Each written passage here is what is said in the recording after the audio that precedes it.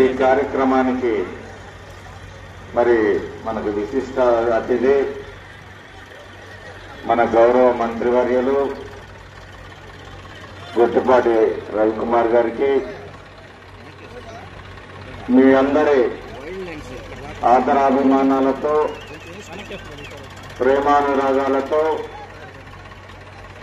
ఈరోజు రాష్ట్ర స్థాయిలో కేబినెట్ స్థాయికి ఎదిగిన చీఫ్ విప్ గారు మరి జీవి ఆంజనేయులు గారికి, అలాగే జనసేన నాయకులు కొంజేడి నాగశ్రీరామ్ గారికి, లగడపాటి వెంకటరావు గారికి, జడ్డా రామయ్య గారికి, చేసిన మరి అశేషమైన రైతాంగానికి, మీడియా మిత్రులందరికీ హృదయపూర్వకమైన నమస్కారాలు. అలాగే ఇక్కడికి మరి ఎడ్ల జతం తీసుకొని వచ్చి ఈ కార్యక్రమాన్ని విజయవంతం చేస్తున్న మరి రైతు సోదరులు వారికి ప్రత్యేకమైన అభినందనలు తెలియజేస్తూ, మరి చాలా చోట్ల ఎడ్ల పంచాలు చూడటం జరిగింది. కానీ ఇంత ఎక్కువ మంది ప్రజలు గుమిగూడి 20 సంవత్సరాలుగా ఇదే రీతిలో మరి విజయవంతం చేస్తూ పార్టీలకి కులాలకి అతీతంగా ఒక ఆదర్శవంతంగా మీ అందరూ చేస్తున్నందుకు ఈ గ్రామస్తుల్ని ముందుగా అభినందిస్తా ఉన్నాను.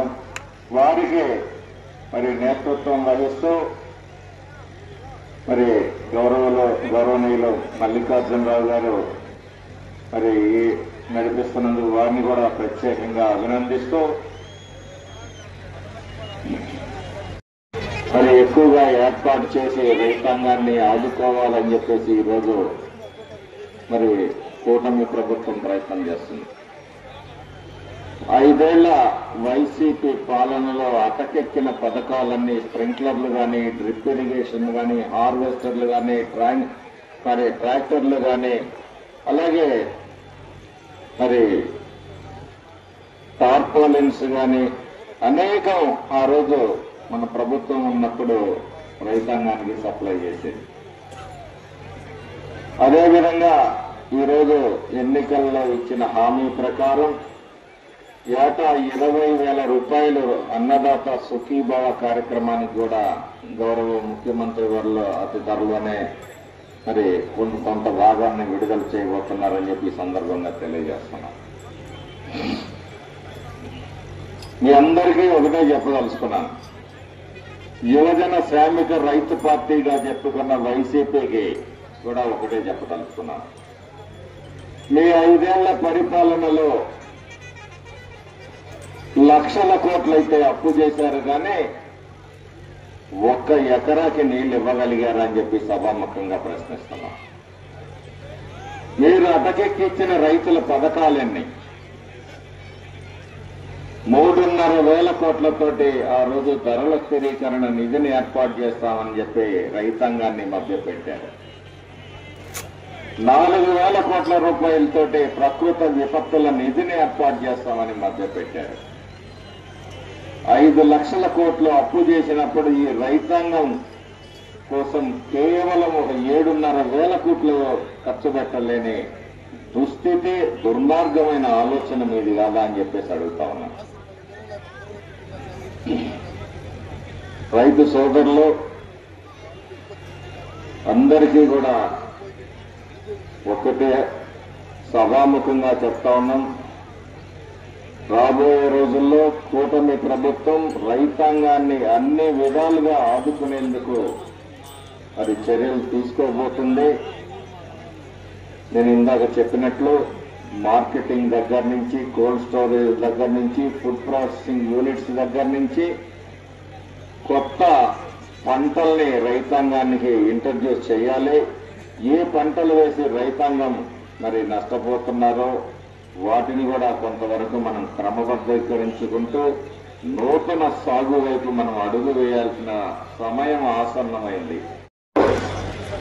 ఆంజనేయ స్వామి కమిటీ సభ్యులు, నిర్వాహకులు ఎవరైతే ఉన్నారో వారికి ప్రత్యేకమైన అభినందనలు తెలియజేస్తూ, ఇది ఒక రైతు పండగలాగా ఈరోజు కనిపిస్తా ఉంది. మన పల్నాడులో 3 నియోజకవర్గాలకి సామీప్యత ఉంటుంది. మాచర్ల, వినుకొండ, మూడవది ఎర్రగొండపాలెం. ఆ తర్వాత కొంత మార్కాపురం, దర్శి, అద్దంకి. ఈ తిరునాళ్ళు మరి ప్రభలు, ఈ సంస్కృతి అంతా కూడా మనం ఇక్కడే చూస్తాం. మరి ఈరోజు కన్నుల పండుగగా ఈరోజు ఎడ్ల పందాలు నిర్వహిస్తా ఉన్నారు. సంతోషం. ఈరోజు ఆనందంగా ఉన్న రైతులు ఎలా అయితే ఉన్నారో, భవిష్యత్తులో ఈ ప్రాంతం సస్యశ్యామలం అవుతుందని చంద్రబాబు నాయుడు గారి ఆలోచన ఏదైతే బనకచర్ల ప్రాజెక్టు గోదావరి జలాల్ని మరి వినుకొండకి తీసుకురావటం అంటే ఒక బృహత్తరమైన కార్యక్రమం,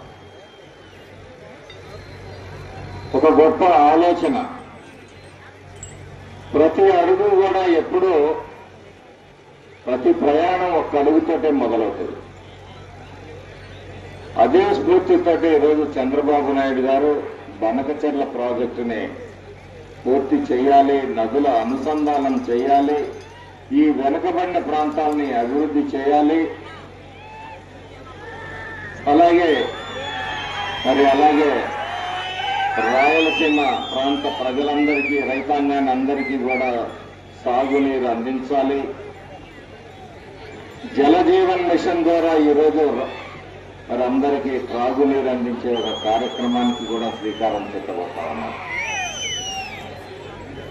కాబట్టి సోదరులందరికీ కూడా ఈరోజు తాత్కాలికంగా అంతర్జాతీయ మార్కెట్లో ఉన్న పరిస్థితులు బట్టి రైతాంగం కొన్ని ఇబ్బందుల్లో ఉన్నప్పటికీ భవిష్యత్తులో రైతాంగం కోసం ఏం చేయాలి, మార్కెటింగ్ వ్యవస్థని ఏ విధంగా మెరుగుపరచాలి, అలాగే కోల్డ్ స్టోరేజ్ని డెవలప్ చేయడం, ఫుడ్